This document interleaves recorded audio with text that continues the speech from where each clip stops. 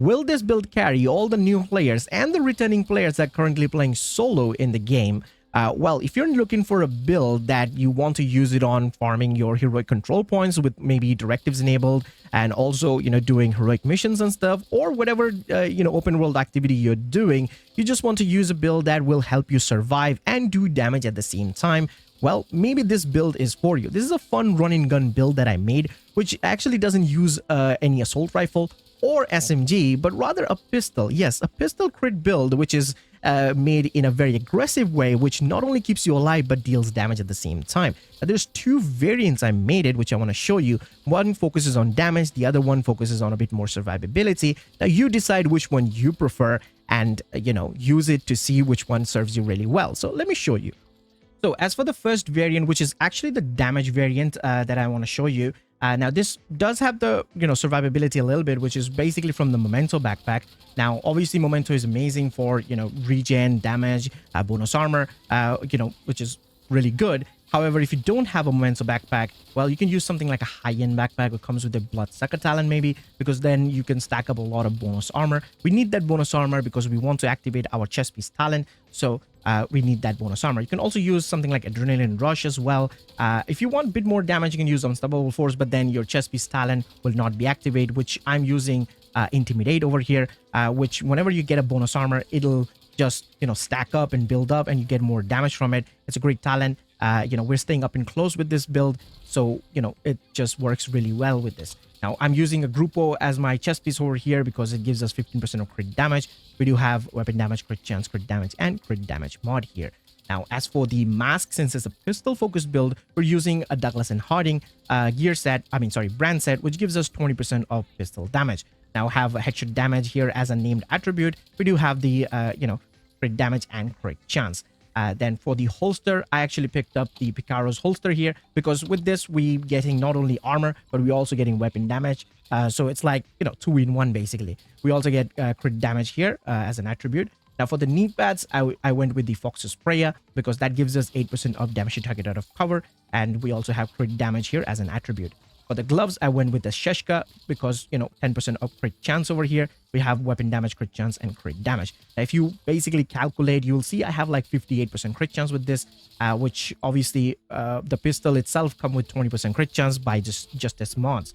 Now, for the weapon, you can go whatever weapon you want in the primary and secondary. It doesn't really matter. I chose a Scorpio for just in case situation, but I don't really need it. Most of the time, I'm just always using my pistol, which is the Card 45. Card 45 is an amazing pistol. It's a very good fire rate pistol. Like, the RPM here is 310. We do get a nice, total damage here, plus also a pretty good amount of magazine size. Now, as you can see, my pistol is not maxed out. Unfortunately, I'm out of resources, but still it does really good. If you have a maxed out pistol, maybe have some expertise, then you'll do even more damage. However, this is what I have right now, so I'm using this one. As for the talent for the pistol, I went with Close and Personal. Since I'm staying up close anyway because of my Intimidate talent, I'm just using Close and Personal to give myself extra 30% of weapon damage, which, is actually quite a lot, and it works really well. But if you don't like it, you can use something like Optimist talent maybe. You can also use Strain talent if you want more crit damage. You can use whatever talent. If you want more survivability, you could use something like Preservation talent, because every time you get a kill, you get 10% of armor regen for over 5 seconds, which is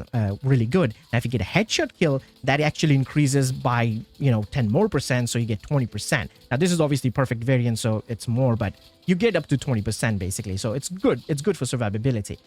You could use Exotic Pistol, but since if you're a new player, then I'm guessing you may not have Exotic Pistol. Like, the Liberty Pistol will be an amazing pistol, and also the Regulus. I mean, Regulus is just too strong, to be honest.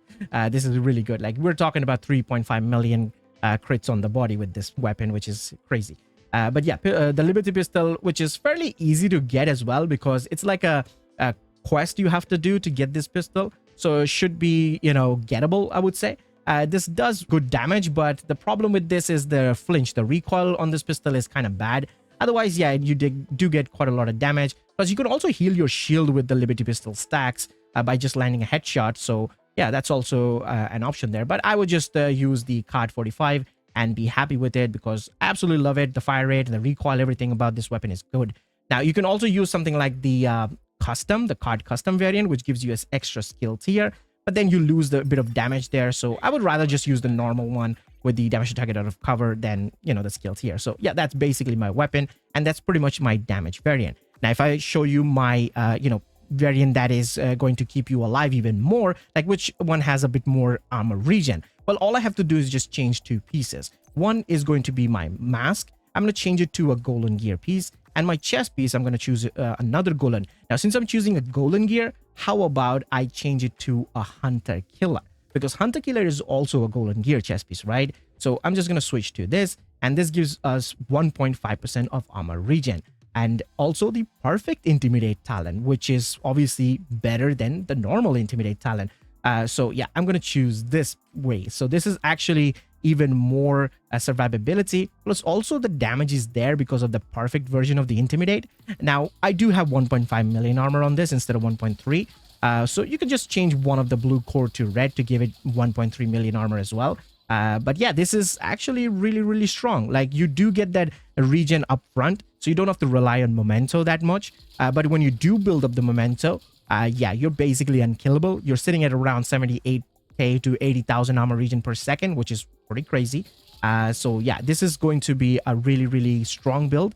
And I would honestly recommend in this way to have that armor regen, the survivability over the damage, because the damage loss between the armor regen variant and you know, the damage variant is not that much. But if you're comfortable with the damage variant and you can build up the memento regen, then you can definitely use that. Now, obviously, for new players, you don't need the hunter killer because, you know, you need to clear your hunters. And I'm not telling you that, you know, go clear your hunters, which technically I do say it every week in Casa Mendoza Reset, but you know, you don't have to. But if you can get one, then it's great. But you could just use a normal golden gear chest piece and have like intimidate talent. That should work as well.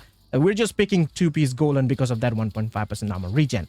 Because technically right now, nothing is better than that. I mean, yes, there is 3-piece of Gilligard, but then it's 3-piece of Gilligard. So we'll be losing even more damage to gain 0.5% armor regen, which makes no sense. Like, seriously. I mean, if you want to use a Gilligard, you could definitely use Chill Out Mask, but then I'm guessing you might not have a Chill Out Mask if you're a new player.